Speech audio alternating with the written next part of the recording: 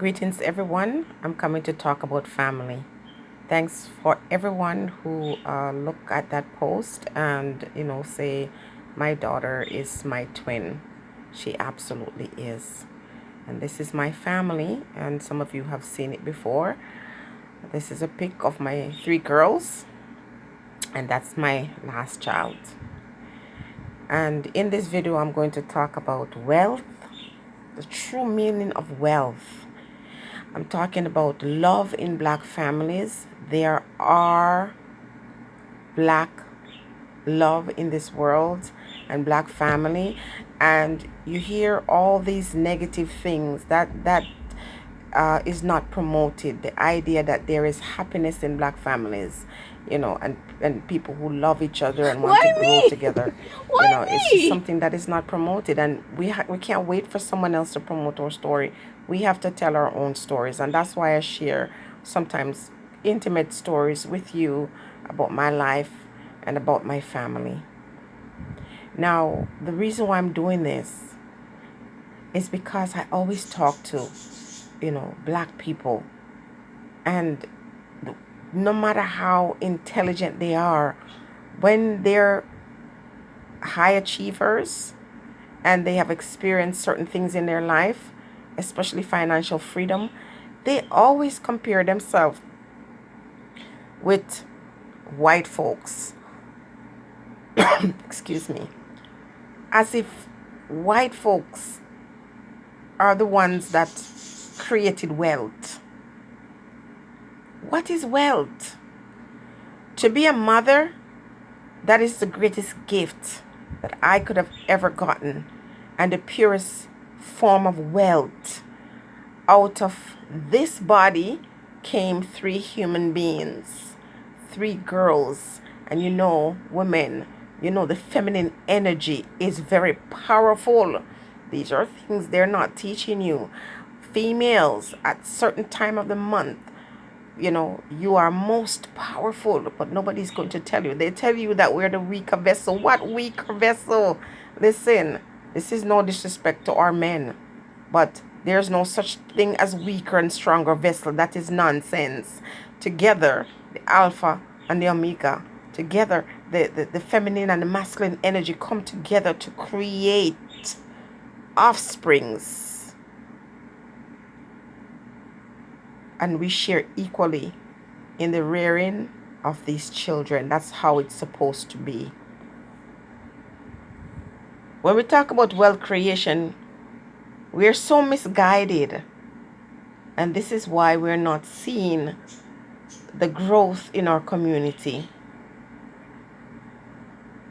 First and foremost, if you're able to stick to your family and work with your family, it's the best thing.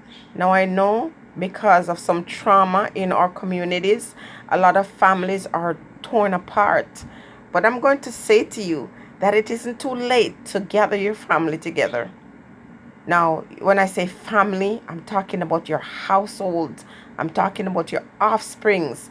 I'm not even talking about relatives right now. I'm talking the kids that you produce. And your responsibility to teach them the important lessons in life that is going to allow them to go out in the world and further what you taught them. Somebody told us, and I know it's religion, that to have wealth is wrong.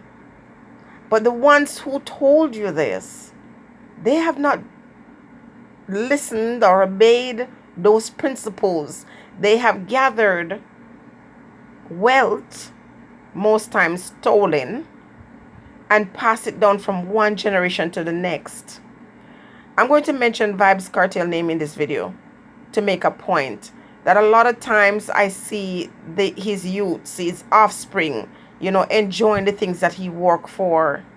And you'll hear people criticize him, his kids, and say that they're showing off with their daddy's possession. And it's only in our community that they do that.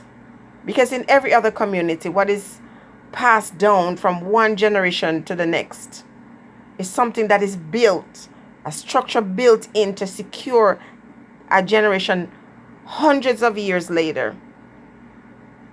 And we think we can disrespect our community members when they pass on their wealth to their children. That's how we're supposed to do it. That's how it's supposed to be. We're supposed to create wealth that we enjoy, but we are, sending it out to the next generation and the next generation. The problem with us is that we feel that we're not deserving of more than just poverty, more than the struggles.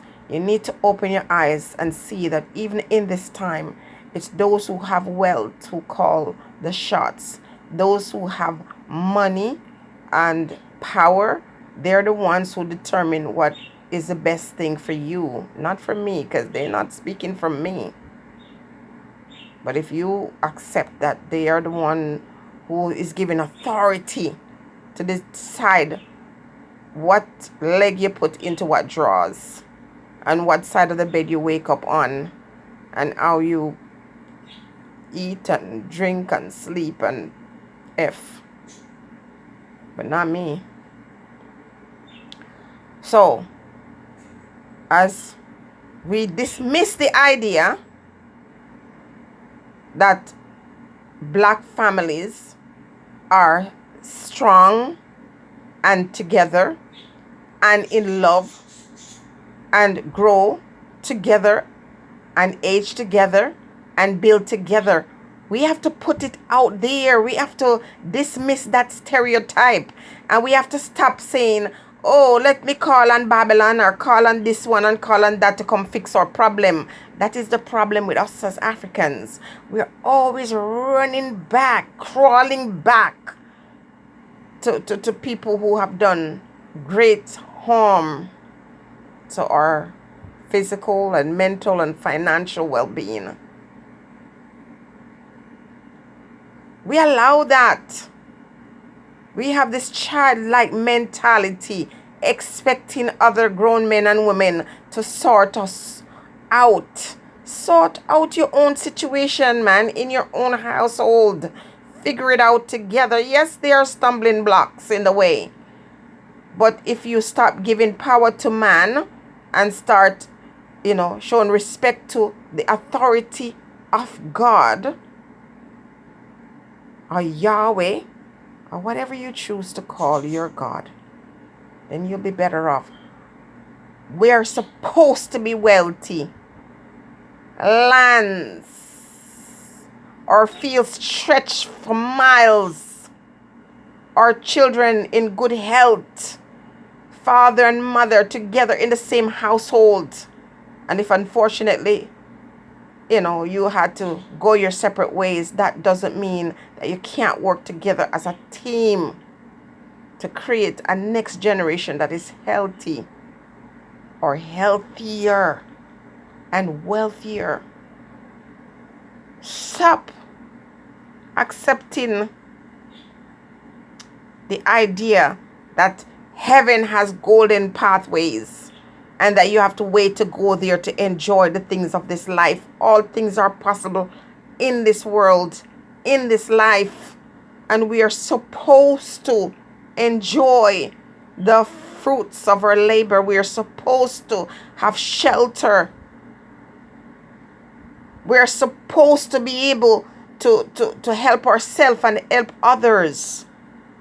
It is a natural given right, and you can declare that in your life and stop have this servant-like mentality and know that it's okay. And when you get there, humble yourself. Stop with the hype. Stop with promoting, things that can be destroyed, and encourage persons to buy land and to build homes and to create, jobs for people.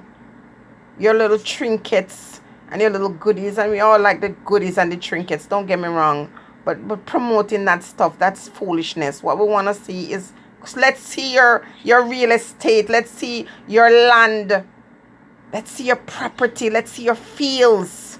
Yes, let's see, the beautiful mountain in the back. That's what I want. That's what I desire. That's what I shall have for my children, and break that generational curse where we're always lacking and always looking to somebody else to free us, somebody else to, give us what we need for growth and sustenance. This is ours. And the herbs and the spice and all these good things are here for a purpose. Break chains, open pathways, create wealth in our body. Wealth is not evil, it's not bad.